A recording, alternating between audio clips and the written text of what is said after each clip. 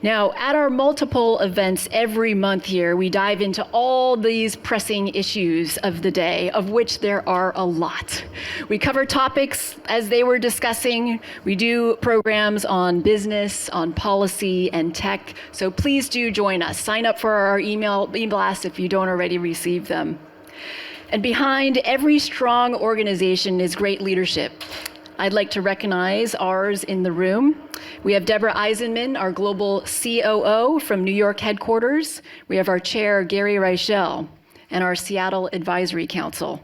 And many of the speakers and moderators that have been with us throughout the year, it's terrific to see you in the audience here tonight. We are grateful to each and every one of you. In year 2 at our center, we're going to launch a new speaker series, and we're going to do it right here at the Seattle Asian Art Museum. That's going to begin on October 29th. You can buy tickets now, and you can buy tickets for all 3 at once. So go ahead and take that information down. And of course, we can't do it with our sponsors and supporters. A very big thank you to our Emerald level sponsors. That's Amazon and the Bill and Melinda Gates Foundation.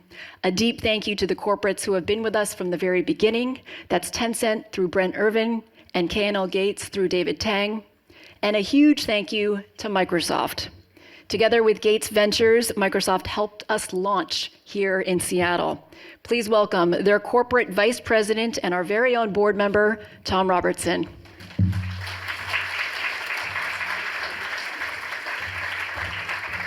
Good evening.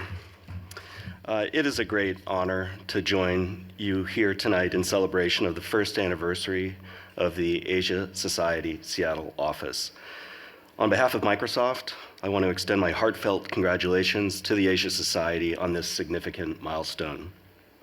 We are proud to be an anchor sponsor of this office and an active participant in its activities.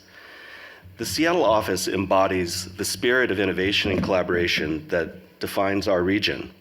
Its promise is to engage with the diverse and vibrant Asian communities here in the Pacific Northwest, fostering connections with the broader Asia-Pacific region, connections with the Asia Society's global network, and connections within our regional community.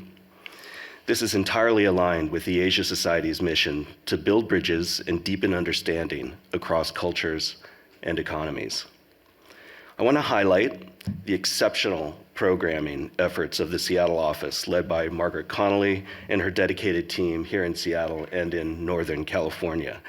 They have hosted critical discussions over the past year on, among many other things, the promises and risks of an AI-powered future in Asia, the pursuit of truth in the US-China relationship, advancements in US-India innovation, and significant developments in investment and trade in the region. The quality and relevance of these and other discussions can't be overstated.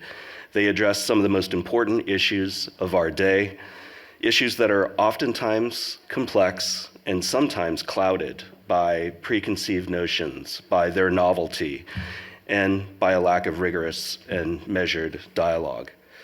Greater understanding on these topics benefits all of society. These discussions reflect the Asia Society's commitment to providing timely and impactful content in a fast-paced and evolving world. Now, leveraging the deep expertise of the greater Seattle area on so many topics of importance to the world. As we look to the future, I am confident that the Asia Society Seattle office will continue to thrive and increase its positive impact on the region and on the Asia Society as a whole. It will remain a platform for cultural exchange and intellectual dialogue, fostering a deeper understanding of the complexities and opportunities within the Asia-Pacific region and the important connections between the Asia-Pacific region and the rest of the world, including here in the Pacific Northwest. Congratulations once again to the Asia Society Seattle office on your remarkable first year. We at Microsoft look forward to many more years of inspiring and transformative work. Thank you.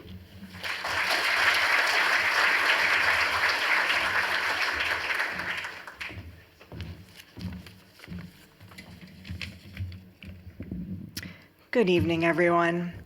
I'm Debra Eisenman, Executive Vice President and Chief Operating Officer of the Asia Society. I'm delighted to be here from our global headquarters in New York for this fantastic program and to recognize and celebrate Asia Society Seattle's first anniversary. For those of you who don't know Asia Society well, I want to tell you a bit more. It is a unique organization. We are a nonpartisan, nonprofit institution seeking to shed light, not heat, and to build bridges of understanding as we engage on complex challenges and opportunities across the Asia Pacific. When John D. Rockefeller III founded Asia Society nearly 70 years ago in the aftermath of World War II, he knew that understanding wasn't a simple word or idea. He said, "Understanding strikes deeper than mere tolerance. It reaches further than mere acquaintance or formal association. It is that of a quality of mind and spirit whose existence is essential to true peace between nations and men, and without which all designs of partnership can crumble to nothing." And in order to truly understand each other, our founder knew we need to do so in a multidimensional way. Business and policy is an essential lens. Education is an essential lens, and arts and culture is an essential lens.